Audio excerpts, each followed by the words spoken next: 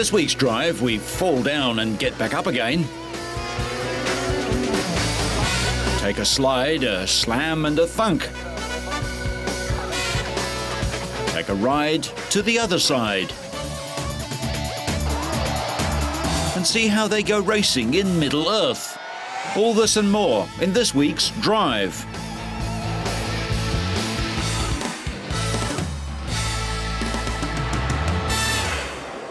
We start this week with a new car from the world champions. Ferrari's Formula One team gathered at their Maranello headquarters to unveil their new car for the 2005 season. Named the F2005 and designed by Italian engineer Aldo Costa, the car probably won't be seen until the Spanish Grand Prix in early May. They will take a gamble and start the season with an updated version of the successful F2004 model. The decision to start the new model later in the season is intended to give team technicians time to test the car's reliability, with new technical rules coming into force this season. But Ferrari could race their new car earlier than planned if the old one proves too slow, according to technical director Ross Brawn.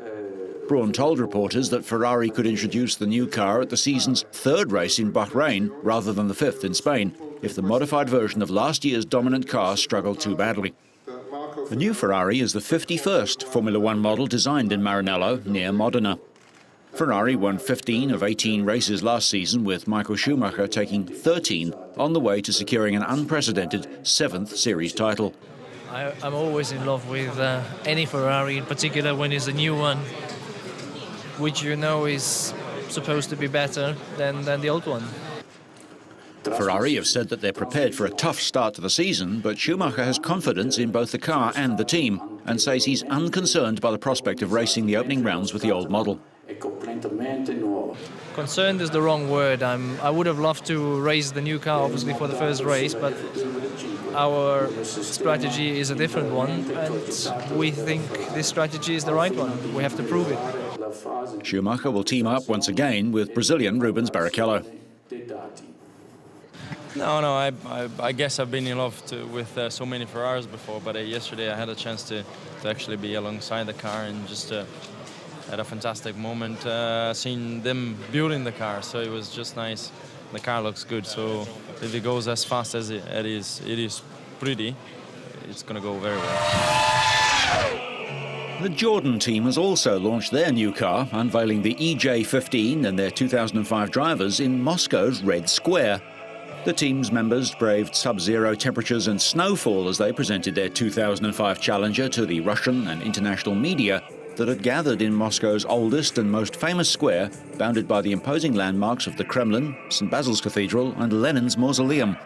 Jordan will start the season with Toyota power and their all-new driver lineup of Narain Karthikeyan, the first Formula One driver to hail from India, and Portugal's Tiago Monteiro. The team was bought by Russian-born Canadian businessman Alex Snyder last month and will be renamed Midland F1 in 2006. The new team is highly unlikely to challenge for honours in the near future, but will still be hoping to make a positive impression. Karthikeyan has gained a reputation as the fastest Indian on wheels, following his performances in Formula 3 and the Telefonica World Series. The 28-year-old from Chennai will look to prove himself on motorsport's greatest stage. The major sponsorship that he and Monteiro have attracted will greatly benefit the team during a period of transition. The season ahead will be the culmination of a lifetime's ambition for Karthikeyan. Why? Because I liked it. Since I was a kid, I liked Formula One, and nobody in India had ever done it, so I thought it was a challenge, and it was a really big challenge. Lots of ups and downs, but nevertheless, I've been successful in Formula 3, won races there, won races in the World Series, and the next step is Formula One. So I'm here now. Obviously, we have realistic goals this year. The Jordan Midland deal was done very late. The car obviously is not going to be running in the front. And if it qualify in 14th position ahead of the Red Bull cars, we'll be really, really happy. And but that has to be the goal, and we need to try and finish races first, and the odd races get some points. So if we work towards that, then everything will go well, very well, I think. Formula One's popularity in India continues to grow, and with an Indian driver on the F1 grid, an increase in the TV audience of the sport is expected. The thing with Narain is he's just totally fearless. high-speed corners especially, he's got massive commitment. He just doesn't realise that maybe what he's doing is dangerous. And because of that, he does tend to make the odd mistake and go off the circuit. So I think we might see a little bit of that this year, but it'll be because he's trying, and he's trying to prove himself, and I think that's what the public want to see. They want to see a driver that's pushing to the limit and not a driver that's just driving around looking like he's on rails. So, yeah, it's the commitment he's got that really impresses me. Financial gains are of little importance. He just hopes to emulate his sporting hero and eventually clinch the Drivers' Championship. That is so many ifs and buts here, you know. Michael is an awesome driver and he's my hero, and obviously you would like to emulate him, but you know, it's such a big challenge. But I mean, given the right equipment, you know, when we, for example, in Formula 3, we had all the same equal cars, and you know, I won races, and in World Series I won races with equal cars. So yeah, good equipment. I should, you know, why not? I could go for the World Championship, and when I have the experience. Son of Indian Rally champion G.R. Karthikeyan, Narain tested with Jordan and Minardi in 2001 but didn't make the grade. A lack of sponsorship cost him a drive in 2003 with Minardi, but with the support of 3 major Indian companies, he now has the opportunity of a lifetime.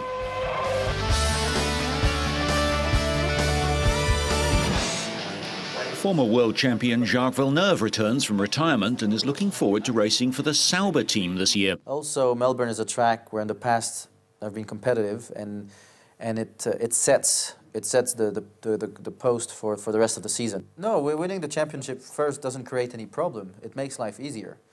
It makes life easier because you're then allowed to build a bigger experience from the team. The team will listen to you a little bit more. You can work more on the car and evolve it. His father Gilles drove for Ferrari in a brief but illustrious career. I've never had a driver hero. I've had my father the hero, but not because he was a driver, because he was my father, and driving cars was a normal part of life. That's what everybody did in my mind when I was 5, 6, when I was a kid. So I would never be a big fan of any other driver, because that's what my dad did anyway, and you can never replace your dad. Gilles took his second of 6 wins at Kyalami in South Africa in 1979, but died in practice at Spa in 1982. Sauber have been working hard on the new car for this year. Right now I'm with a great little team that has the right spirit and mentality. The only thing we lack now is the big budgets from the big teams to allow us to have, you know, 100 different pieces to try to find out what is best. And we're not right now at the level to fight for wins, but we're at the level to fight to get good results, to get close to the podiums, maybe fight for podiums, that we will find out. And if that happens, then we can get a bigger budget that will then allow us to work more like the bigger teams and make the next step that is needed. Canadian Villeneuve, who raced for Renault in the last 3 races last year, is hoping for better than the 12th achieved by his teammate Massa last season. Well, having the best car helps to win the championship, of course. But if you have a car that's a lot slower, then there's no chance unless the best car breaks down all the time. If you're just a little bit slower, then there's a small chance. If there's many cars that are just a little bit slower, then it becomes possible. Because the problem, if you look at Ferrari next year, if they have a bad race, they still finish 3rd or 4th. So even on a bad race, they would get a lot of points, because there was only maybe 1 or 2 cars that were close enough to beat them when they had a bad race. But if you have 5, 6, 7 cars that are just 2 or 3 tenths behind, then Ferrari on a bad day would have finished 8th or 9th, no points. And then it becomes possible with a car that's a little bit under the best to work your way into a position to fight for the championship at the end.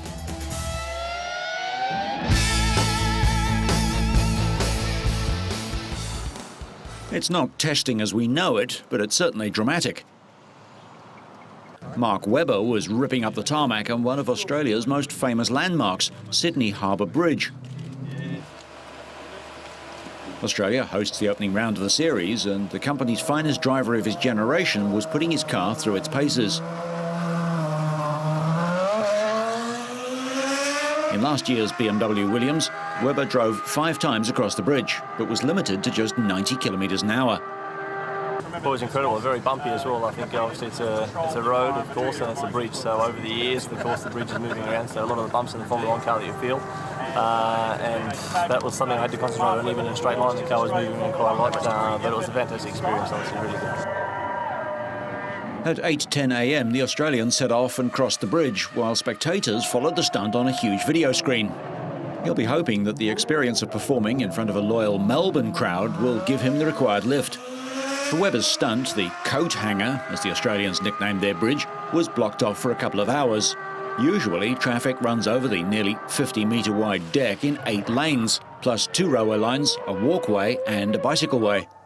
The Sydney Harbour Bridge, opened in March 1932, is still the biggest, but not the longest, steel arch bridge in the world. At its highest point, the arch reaches 134 metres above water level.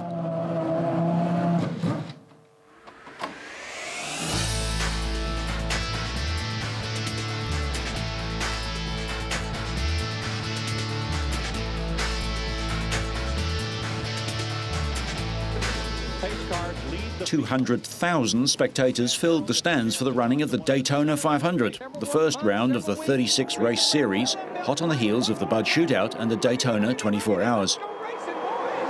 The race on the high-banked superspeedway got underway without any incident. The first crash of note took place on lap 28, when Ricky Rudd cut a left rear tyre and Elliott Sadler, in the number 38 car, spun in a crash that involved quite a few cars. With just 32 laps left, John Andretti and Jason Leffler crashed after Andretti scraped Travis Kvapil. Andretti's car slid down in front of Leffler, who couldn't avoid him. It was a big hit and Leffler was out, credited with 36th place. Andretti survived another 19 laps and finished 31st.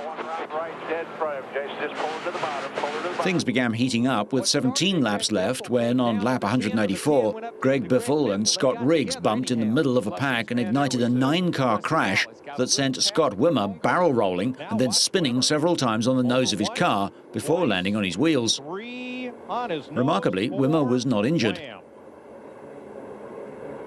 huge. Make contact. One of the wildest finishes in the 47-year history of NASCAR's biggest race saw 4 lead changes in the last 9 laps. Defending champion Dale Earnhardt came from 30th place to grab a late lead, only to watch 4-time series champion Jeff Gordon pass him seconds before a caution flag waved with 3 laps to go. There'd be no denying Jeff Gordon as he held off all challengers to take the win. You know, I knew over 500 miles that the pit crew, that team, and hopefully, you know, some patience would pay off there at the end, and it certainly did. And I'm so stoked. Daytona 500! Yes! Yes! Gordon's the 5th driver to win 3 or more Daytona 500s. It was billed as one of the most important vintage car auctions for decades. From Rolls-Royces to Bentleys, Fords to Fiats, many of the cars belonged to British collector George Milligan. Included in the collection was this rare 1929 Mercedes-Benz SSK 2-seater sports tourer. In its time, known as the fastest sports car in the world, it could do up to 120 miles an hour. George Milligan paid £400 for it in 1941. At the sale, it went to a private buyer who's promised to keep it in Britain for £4.1 million. It's a unique collection. It covers cars from 1890s. In fact, it covers steam engines from the 1860s right the way through to the 1960s. And therefore, every area of car collecting and steam and model collecting has been, you know, expressed interest. We've had potential buyers from Japan, from America, from South America, from all over the world, in fact. And consequently, we've got a very broad mix of people here today. This historically important model of the Great Northern Railway Atlantic locomotive and tender, including handbrakes, injector valves, pressure and twin water gauges, all in perfect working order, was sold for more than £33,000. This once horse-driven steam fire engine, possibly the oldest surviving steam fire engine in private hands, was built around 1868. It went for just under £15,000. Milligan died last year, aged 94. He was a capable engineer as well as a compulsive collector, but not all his toys were pristine. This 1937 Ford Model V8 pickup was found in one of his barns. A wreck to some, a jewel to others. It went for £7,000.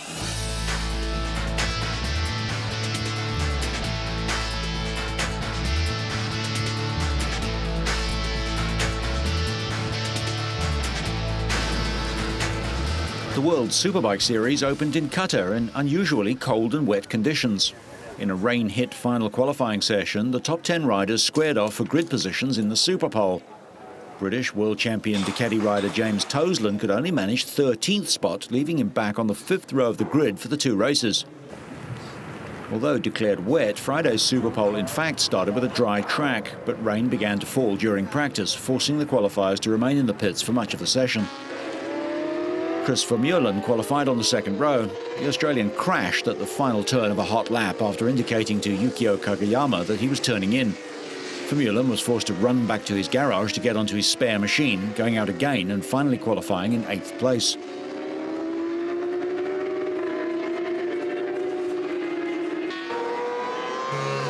Australia's former world champion Troy Corser is nicknamed the King of Superpole, and with the track drying out completely in the final 10 minutes, the riders scrambled to complete a fast lap. Corser looked to have secured his place at the front of the grid once again as he seized the leading time from France's Sébastien Guimbert with just a few minutes remaining in qualifying, going under a quarter of a second quicker than the Frenchman. Régis Laconi was lying in 3rd place at that time behind Corser and Guimbert, but the French Ducati rider saved his best for last with a fast lap with less than a minute to go.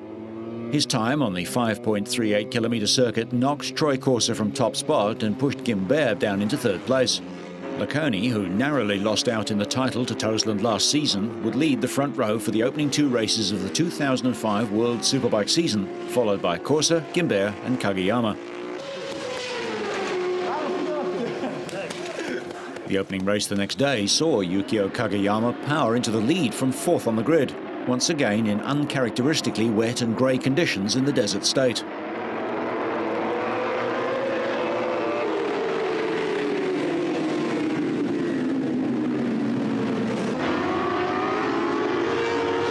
But the Japanese rider who left the British Suzuki Superbike team to race on the world scene this season was passed soon after by Alster Suzuki teammate Corser. The 33-year-old Australian was dominant until the 10th lap when rain caused a halt in proceedings. Racing on slicks on a wet track invites a crash. As leader, Corser was obliged to signal a halt to organisers who hung out the red flags. But after the restart, he paced himself and sat in a safe 3rd place for the remaining 8 laps. Kagayama, who'd been battling Régis Laconi for 2nd spot when the red flag came out, crossed the line first. But it was Corser, 3rd after the restart, who took the overall victory on combined time by more than 3 seconds.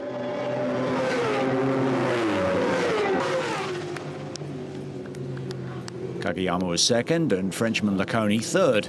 Australian Andrew Pitt claimed 4th ahead of teammate Nori Haga, and reigning world champion James Toseland in 6th.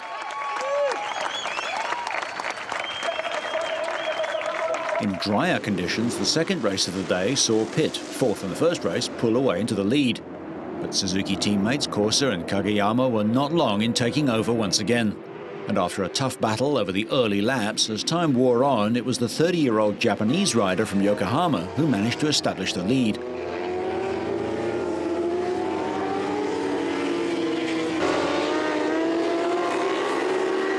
Corser, on a different choice of harder rear Pirelli tyre than the rest of the top riders, eventually slipped down to 3rd behind Laconi, with Kagayama completing a relatively comfortable victory. Vermeulen edged out a tight battle for 4th, with Pier Francesco Chili 5th and Toseland 6th once again. Kagayama moves into an early lead in the overall standings with 45 points. Corser has 41 and Laconi 36. The next round of the 2005 World Superbike Championships is at Phillip Island in Australia in 5 weeks' time.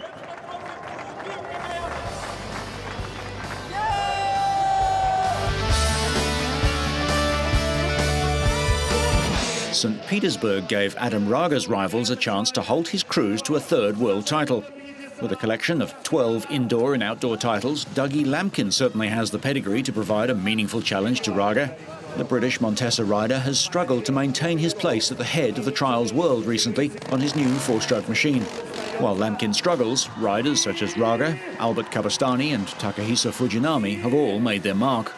Lampkin would qualify for the 3-man final lap in 2nd place, conceding 6 penalty points over the 7 observed sections, a double lane race and a high jump.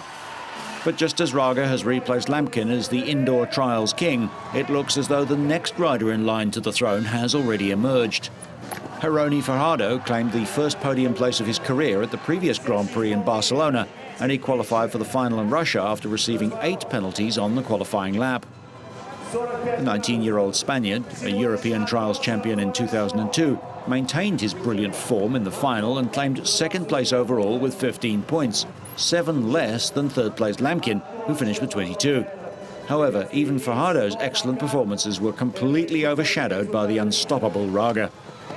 The Gas rider looks almost certain to win his 3rd consecutive indoor world title this season, following a 6th victory of the season in Russia. Raga was in near perfect form on the qualifying lap, where he conceded just 2 penalty points. The final lap provided Raga with a greater challenge, and he dropped a maximum 5 penalties on the treacherous 3rd section.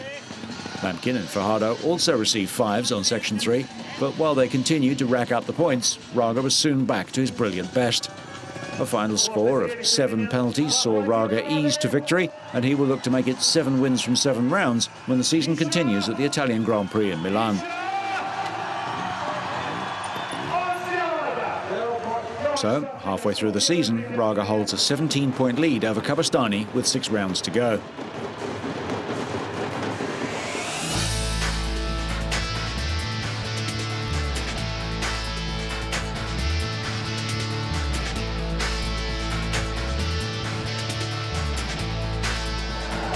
And finally, something completely different.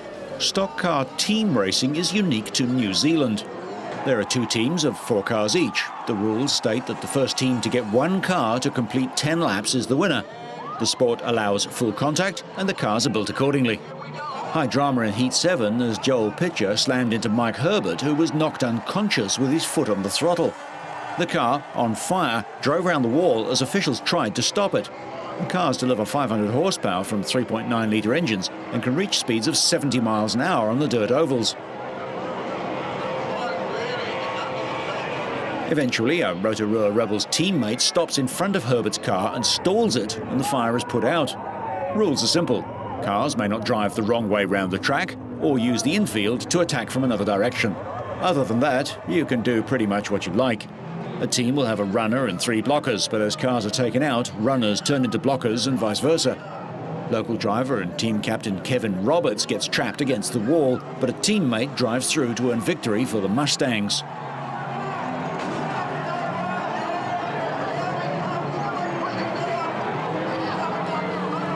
In the final, the Manawatu Mustangs, who are the second-string Palmerston team, took on the Christchurch Glen Eagles, who were appearing in their first final in 20 years of trying. In one incident, Barry Lane of the Mustangs took out Nigel Ngati of the Glen Eagles team.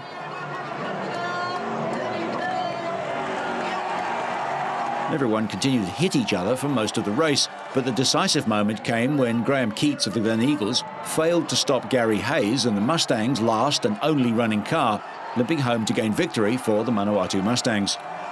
Victory in the 25th Stock Car Teams Championship salvaged some pride for Palmerston North after the fancied local Panthers team were eliminated in qualifying.